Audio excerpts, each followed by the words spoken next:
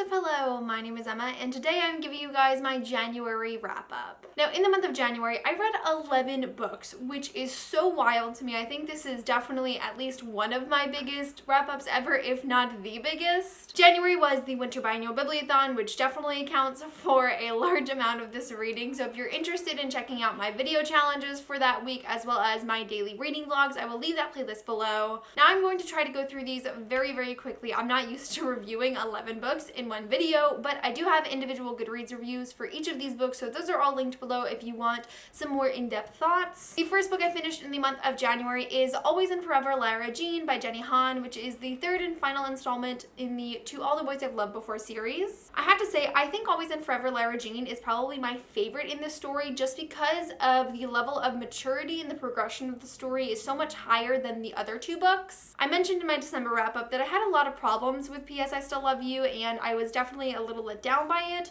but I think Always and Forever, Lara Jean really exceeded my expectations. As always, I love the family dynamics in this story, and one thing I really loved is that I feel like this book was a little bit more relatable. I think it transcended from a lot of the stereotypical YA tropes, like love triangles and stuff that was present in the first two novels, and it started to deal with more mature, older teenager problems like college and like serious relationship issues. This is definitely a book that I would have loved to read when I was finishing high school, getting into college, dealing with my relationship and whatnot, and it's just so wonderful. I think the only critique I have about it is I predicted absolutely everything that happened, but it didn't take away from my enjoyment of the story. I really had a good time reading it, and I'm so happy I finally finished this trilogy. Also, I listened to this on audiobook, and the audiobooks for this series are really, really fantastic. The next book I completed in the month of January was also an audiobook, and that is Finding Audrey by Sophie Kinsella, which has been on my TBR for an extremely long time. I will say I unfortunately did not love Finding Audrey as much as I wanted to.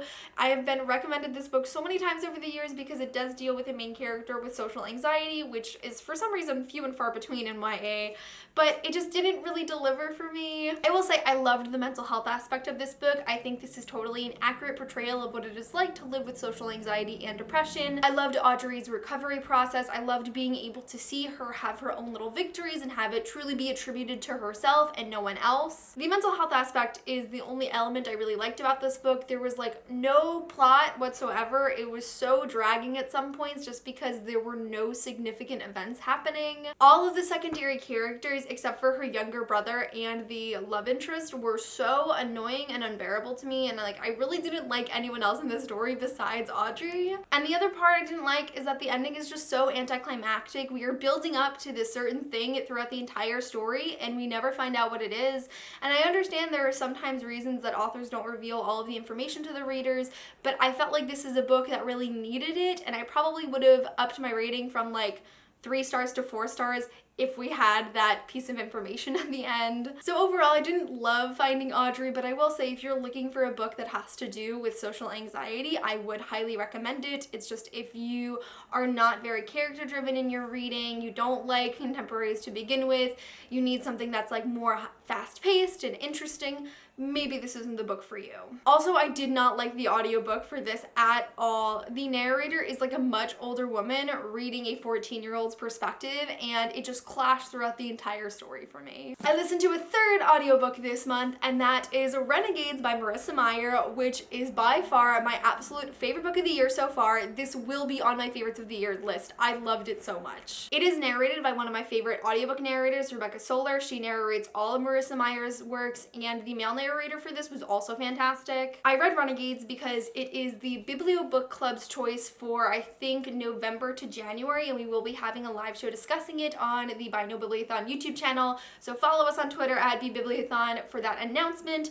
But I'm so happy I read Renegades because it's so freaking good. I don't think I have like a bad thing to say about it. Like, I feel like I wrote a really good Goodreads review for this one, so you might want to check it out, but everything about Renegades was amazing to me. I loved all of the characters so much. Every single character in here is so lovable. It's also a very diverse cast, which we don't frequently get in science fiction novels. For example, our main character Nova is half Filipina, half Italian. Our other main character named Adrian is described as having brown skin, and he comes from a household with 2 dads.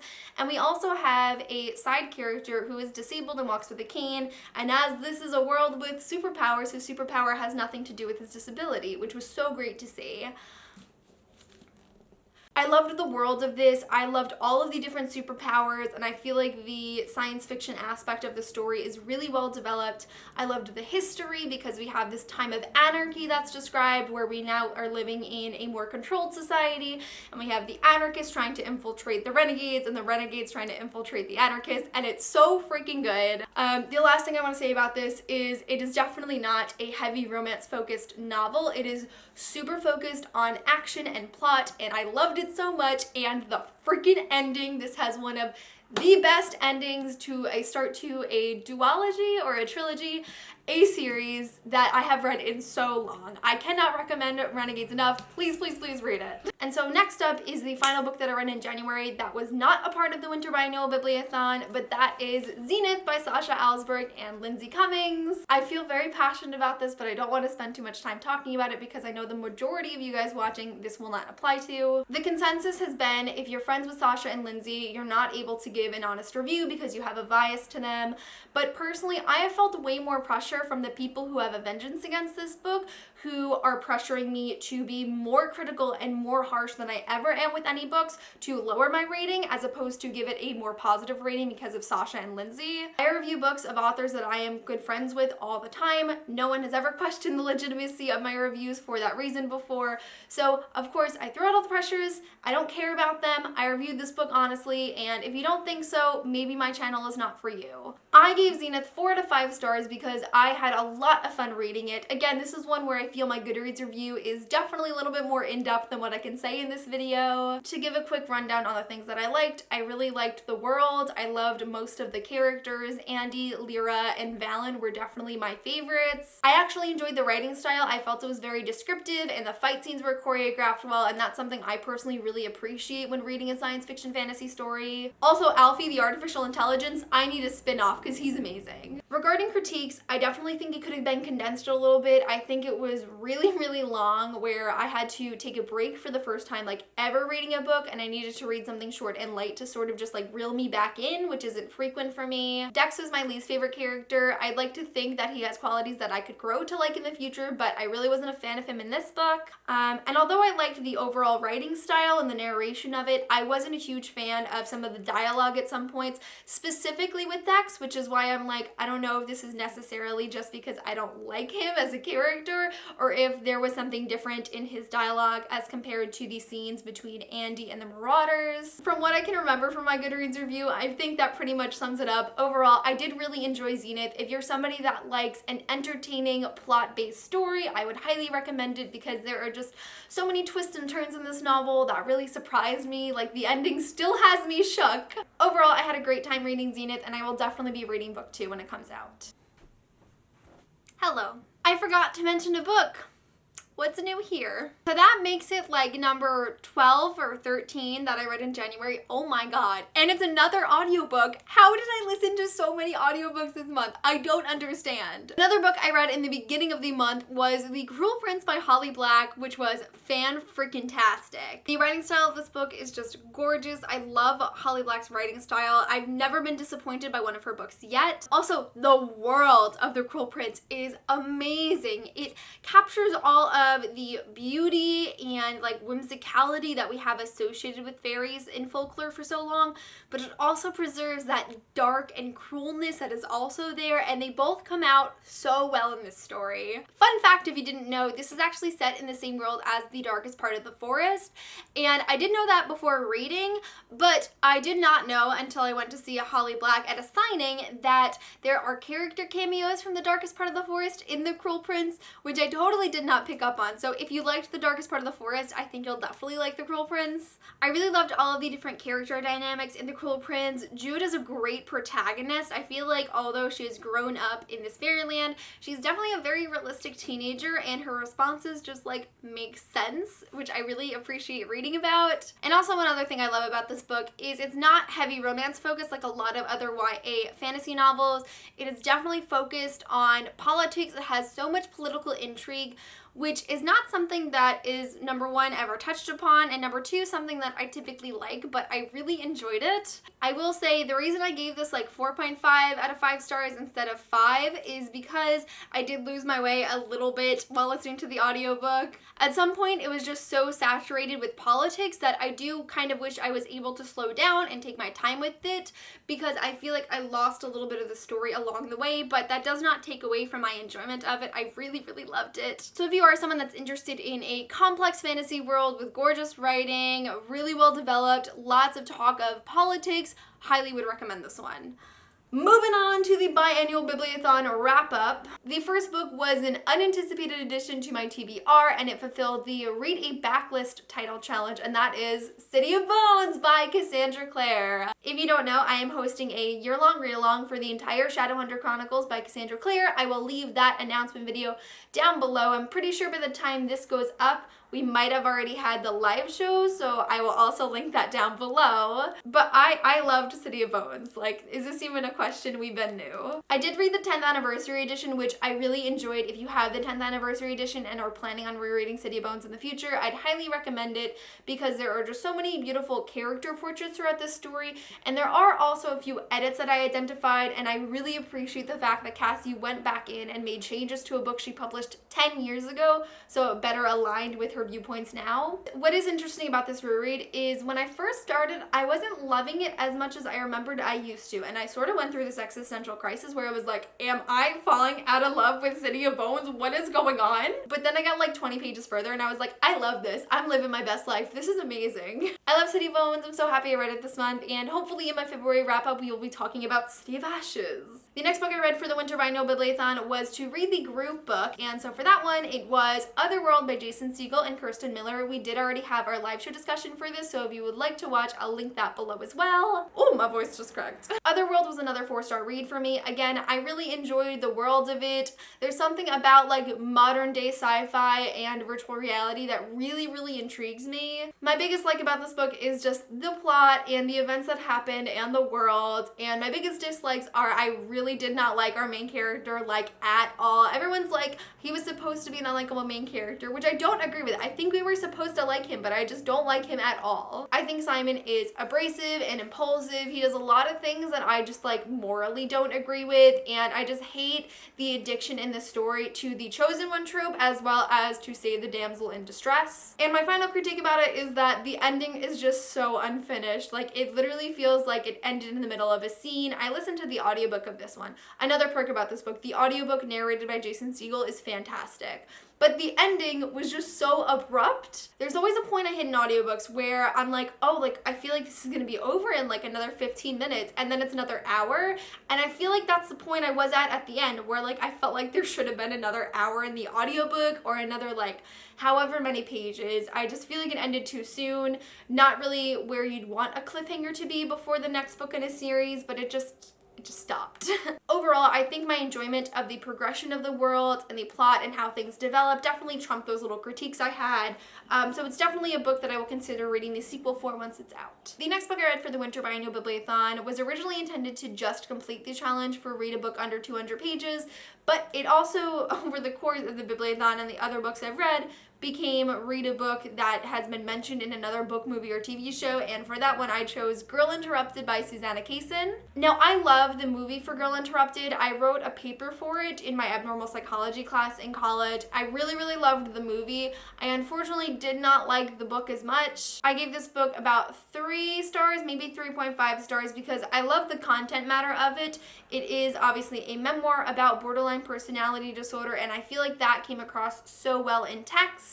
I also enjoyed the writing style at some points, but unfortunately pretty much every other element of the story was kind of lost on me. The movie follows a chronological linear timeline, so it really does feel like the start and end of a story, whereas Girl Interrupted has a bunch of different time jumps that aren't disclosed beforehand, so I'm like, wait, I thought this character was dead. I thought this character wasn't there, since who is this character? It was very confusing. I also just feel because it is so short, so much of the story was lost because I I just wasn't attached to anyone. I felt like as soon as I started getting invested in a scene, it was over. I very clearly don't often read nonfiction or memoirs or anything of that sort, so it's possibly that the format of the story just didn't click with me. I think had it been written like the movie Girl Interrupted, I would have liked it way more, but I was just a little let down by the story, though I do still feel like it is so important and I'm so happy it exists. The next book I read for the Winter Biennial Bibliothon completed the challenge for read a book regarding mental illness, and for that one I chose 4 Weeks, 5 People by Jennifer Yu. The reason I realized Girl Interrupted completes the challenge for read a book that's mentioned in another book is because it is mentioned in 4 Weeks, 5 People,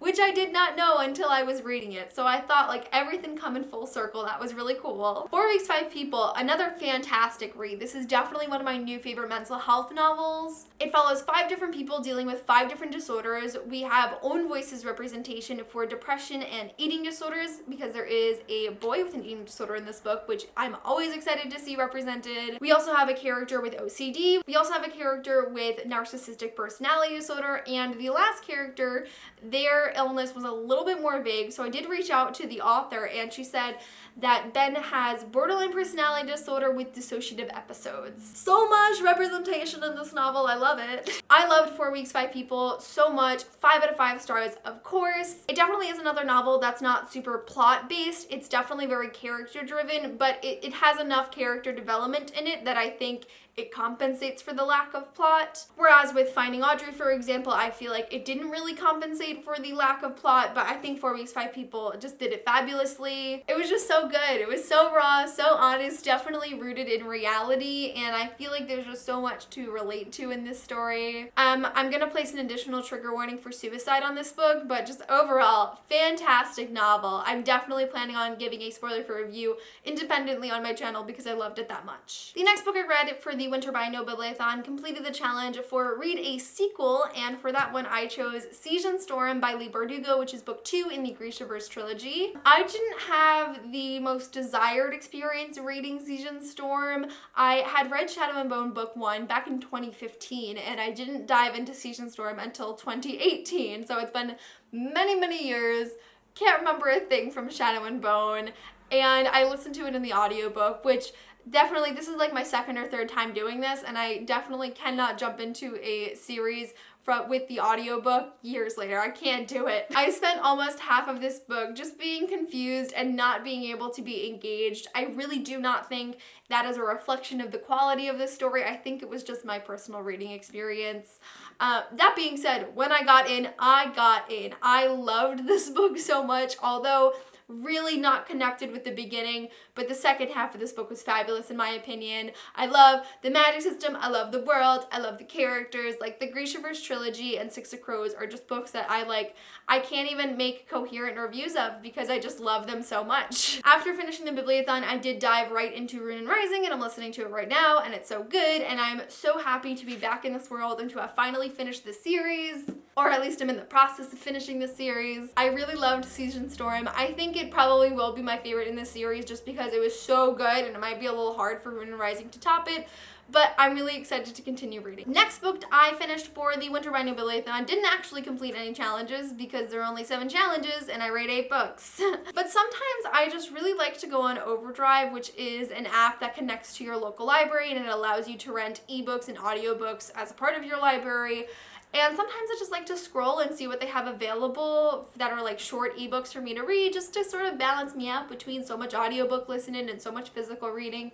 So I decided to pick up Dear Martin by Nick Stone. I love Dear Martin so much, 5 out of 5 stars, of course. It's definitely a short read, but it is so engaging and amazing. It's another one that I just have to gush about. It's, again, very raw and authentic. It's truthful, like it spews truth. It's very serious and intense, but the characters are also very humorous and funny, so there's a nice balance going on there. This definitely is a book that deals with a lot of strong topics like police brutality and racism and murder, and it's so good. It's so good, guys. If you haven't read Dear Martin yet, I would just highly recommend it. It took me like 3 hours to read. You will fly through it, and I definitely think it is a life-changing story that definitely needed to be told. 2 more books because I just read so many amazing books in the month of January. The next book I read for the Biennial Bibliothon was an audiobook, and that is Little and Lion by Brandy Colbert. This one also doesn't like technically fill a challenge, but it does complete a challenge technically because it does deal with mental illness. I loved this book so much. I gave Little and Lion also 5 out of 5 stars just because it was so good. Little and Lion is an Own Voices novel because it is written by a Black author and our main character is Black, and also the audiobook narrator is Alicia Wainwright from Shadowhunters, who plays Maya, and she's also Black. So there's just so much representation in this novel. Our main character Suzette is also bisexual. She comes from a Jewish family and her brother has bipolar disorder. Little and Lion is another book that has some real intense topics. The family dynamics in this book are so interesting and unlike anything I have read in YA before. It delves into a lot of interesting conversations of what is your sexuality, how do I identify, but also what is it like living with somebody who has a mental illness and how much can I try to help them without it being at my expense. Fabulous novel. I'd highly recommend it. It's super fun and funny, but it also gets real serious, and that's just what I love in a contemporary, so I'm so happy I finally read it. And the final book that I read for the Winter Biennial Bibliothon, as well as the final book I completed in the month of January, is Truly Devious by Maureen Johnson. Oh, wait a second. I said originally Otherworld was going to complete the book for a book that I know nothing about, but I actually knew nothing about Truly Devious going in, so that one I can use as a single one. So yes, I knew nothing going into Truly Devious, but I really enjoyed it. It's another 5-star read from me. I feel like YA mysteries have just been getting really good over the last few years of publishing, and I'm so happy I read Truly Devious. I'm so happy it's a trilogy. Oh my god, I can't wait. I think everything about Truly Devious is very unique, from the setting to the characters to the storytelling. Everything about it is so fresh to me, and I loved it. I definitely identified a lot with our main character, Stevie. I was a teen who was super interested in true crime and was always a weirdo, and we have Stevie, who is also very interested in true crime and goes off to a special school to solve a really horrendous, like very cold case murder. I will say the plot in this book doesn't move as fast as some other thrillers that I've read, but again, a lot of times thrillers are condensed into one standalone. This is going to be a trilogy, so things really pick up in the end, and I just think that like super high intensity suspenseful pacing is going to follow for the rest of the books. I just love Truly Devious so much. I loved the storytelling. I love how it keeps surprising me and I have no idea what's going to happen. I love the time jumps to 1936 where the original murders happened and the current day where they're dealing with a similar or maybe related crime. It's so good. If you love mystery thrillers and you like YA, Truly Devious is the book for you, and I'd highly recommend it. So that really concludes my January wrap up. I read so many amazing books this month, like so many. I had a great reading month. I hope this motivation to read and all of these good books continue throughout the rest of the year. Like, this is definitely the January I wanted to start with. Let me know in the comments below what was your favorite book that you read in the month of January, because I'm always looking for new recommendations. But that is it for this video. Thank you guys so much for watching, and I will see you soon for a new one. Bye!